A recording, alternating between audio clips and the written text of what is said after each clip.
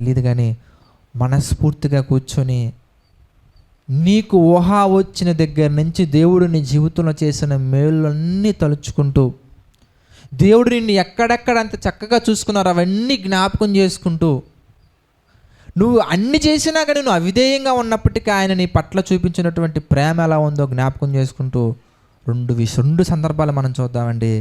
అరచేతి మీద చిక్కుకొని అన్నీ మనకు అందిస్తూ అనుక్షణం మనల్ని కాపాడుకుంటే మనం ఏం చేస్తున్నాం తెలుసా? ఆయన నుండి దూరంగా పారిపోతున్నామండి. దూరంగా పారిపోతున్నాం అంతే. వాక్యం చదువుకోమంటే చదవం, ప్రార్థన చేయమంటే చెయ్యం. తలకు ఒక దెబ్బ తగిలేక మాత్రం వచ్చి ప్రభువా అంటాం. ఉద్యోగం పోయాక మాత్రం వచ్చి ప్రభువా అంటాం. ఉద్యోగం రావాలనుకుంటే వచ్చి ప్రభువా అంటాం. ఎగ్జామ్స్ ఉన్నప్పుడు వచ్చి ప్రభువా అంటాం. ఏమంటే అయినాక నిన్ను తోసేయట్లేదు దేవుడు ఏమి. చూస్తే యెషయా గ్రంథం 65వ అధ్యాయం మనం చూసాం అనుకోండి. యెషయా గ్రంథము 65వ అధ్యాయం మనం చూసాం అనుకోండి. 2వ వచనం మనం చూద్దాం. 2వ వచనం మనం చూస్తే, తమ ఆలోచనలను అనుసరించి చెడు మార్గమును నడుచుకొనుచు లోబడ నొల్లని ప్రజల వైపు దినమంతయు నా చేతులు చాపుచున్నాను. అది లోబడకుండా, దేవునికి లోబడకుండా నువ్వు వెళ్ళిపోతుంటే, దూరంగా వెళ్ళిపోతుంటే, అరచేతి మీద నిన్ను చెక్కుకున్నాడు కదా, ఆ అరచేతి మీద నుంచి చెక్కుకొని అనుక్షణం నిన్ను ప్రేమగా చూసుకుంటుంటే నువ్వు అరసెకను కూడా నువ్వు ఆయనకి అవకాశాన్ని ఇవ్వకుండా, ఆయనకి అసలు అవకాశమే ఇవ్వకుండా, ఆయనేమో నిన్ను తన జ్ఞాపకాలలో ఎల్లప్పుడూ ఉంచుకొని వెళ్తుంటే నీవు మాత్రం ఎల్లప్పుడూ ఉద్యోగమనో, ప్రేమనో, పెళ్ళనో, పిల్లలనో, వ్యాపారమనో, తద్దినాలనో, తలకాయ నొప్పులనో నువ్వు పరిగెడతా ఉన్నప్పటికీ ఆయన మాత్రం ఎలా ఉన్నాడు తెలుసా? ఆ చెక్కుకున్న ఆ అరచేతిని ఇలా చేతులు చాపి దినమంతా ఈ క్షణం కాకపోతే వచ్చే క్షణంలో ఏమన్నా వస్తావేమో, ఈ సెకండ్ కాకపోతే నెక్స్ట్ సెకండ్ మారుతావేమో, ఇప్పుడు కాకపోతే ఇంకెప్పుడైనా మారుతుందేమో, మారి ఒకవేళ నా బిడ్డ నా యొద్దకు రావాలనుకుంటే నా చేతులు సిద్ధంగా లేకపోతే ఎలా? నా కౌగిలి సిద్ధంగా లేకపోతే ఎలా? అందుకే నాకు బాగా నచ్చినటువంటి ఒక మాట అండి, ఎప్పుడు చెప్తా ఉంటా, ఈ సందర్భంలో కూడా చెప్తా. దేవుడిని విడిచి నీవు 1000 అడుగులు వెయ్యి, వెళ్ళిపో, దూరంగా వెళ్ళిపో.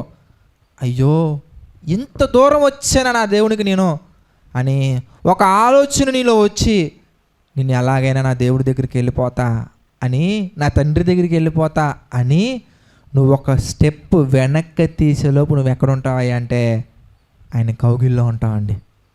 నువ్వు మళ్ళీ 1000 అడుగులు వేసి రావాల్సిన అవసరంలా. 1000 అడుగులు దూరంగా వెళ్ళిపోయావు కదా, మళ్ళీ 1000 అడుగులు వేసి నువ్వు రావాల్సిన అవసరంలా. ఒక్క అడుగు నువ్వు వెనక్కి తిరగాలి. అలా తిరిగి నువ్వు రాకుండా ఆయన వచ్చి మెడ మీద పడి ముద్దు పెట్టుకొని సందడి చేస్తాడండి ఆయన. ఎందుకంటే అంత ఇష్టం మనం అంటే, అంత ప్రేమిస్తున్నారు ఆయన మనం. అందుకే శాశ్వతమైన ప్రేమతో నేను ప్రేమించు. అందుకే చూడండి, మనం ఎన్ని పనికి మాలిన వేషాలు వేసినా, ఎంత పాపం చేసినా వచ్చి ప్రభువా నన్ను క్షమిస్తావు కదా అని ఆ మాట అంటే చాలండి ఆయన కరిగిపోతాడండి. ఆ మాట అంటే చాలు ఆయన కరిగిపోతాడు. నువ్వు పెద్ద పెద్ద ఏవో చేయాల్సిన అవసరంలా, గొర్రెలు, మేకలు, కుక్కలు, నక్కలు, తోకలు ఇవన్నీ నువ్వేం చేయాల్సిన అవసరంలా, అవన్నీ నువ్వేం బలులు అర్పించాల్సిన అవసరంలా. వచ్చి ఆయనకు కావాల్సింది గొర్రెల మేకలు కాదండి. అవి కావాలనుకుంటే ఎన్నో చేసుకుంటాడు ఆయన. నోటి మాటతో సృష్టించలేదా ప్రతి ఒక్క దానిని? అది కాదు ఆయనకు కావాల్సింది, నువ్వు కావాలి. అది నీకు చెప్పడానికి ఆయన చెప్తున్నాడు. ఇదిగో అనుక్షణం ప్రేమిస్తున్నాడు, అరచేతి మీద చెక్కుకున్నాడు, ఇదిగో ఆయన చేతులు చాపి ఎదురు చూస్తున్నారు.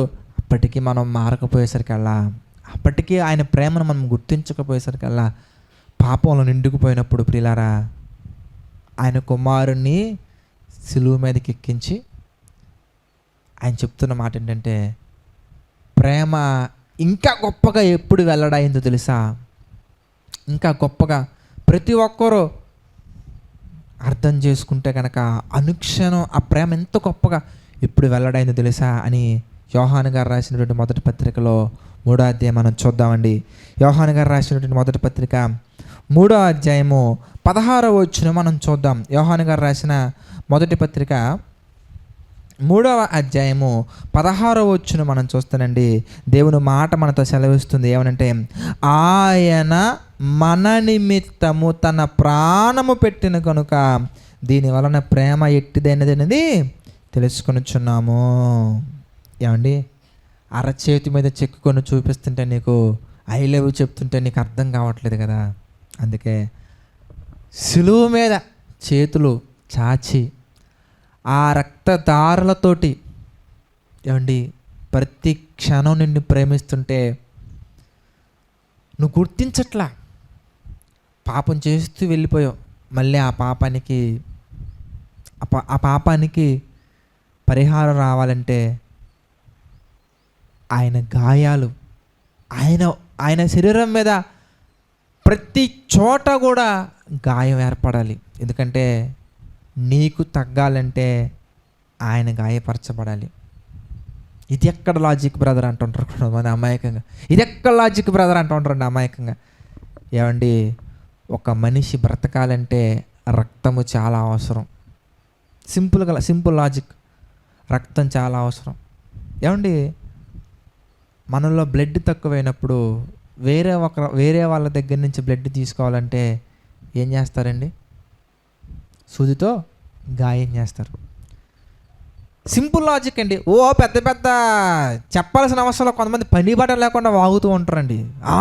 ఆయన పొందిన దెబ్బల వల్ల నాకు స్వస్థత ఎలా వచ్చింది అంటూ ఉంటారండి. పనికి మాలినటువంటి వాదనలు, ఆ వాదనలు విని మీరు అమాయకులుగా మారిపోవడం నిజంగా బాధాకరం అండి. సింపుల్ లాజిక్ అండి.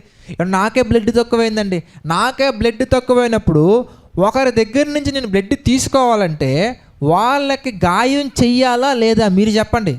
సూదితో వాళ్ళకి గాయం చేసి వాళ్ళ బ్లడ్ నాకు ఇస్తేనే నేను బ్రతకగలను. అంటే నేను స్వస్థత పొందాలి అంటే వాళ్ళు గాయపరచబడాలి. శరీర సంబంధంగానే ఎంత మన కంటికి కనిపిస్తున్నప్పుడు ఆత్మ సంబంధంగా మనం ఆలోచిస్తే ఆత్మీయంగా తగిలినటువంటి మన దెబ్బలకు, మనలో కలిగినటువంటి ఈ గాయాలకు స్వస్థత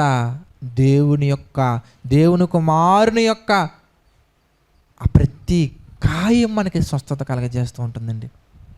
ప్రతి గాయం.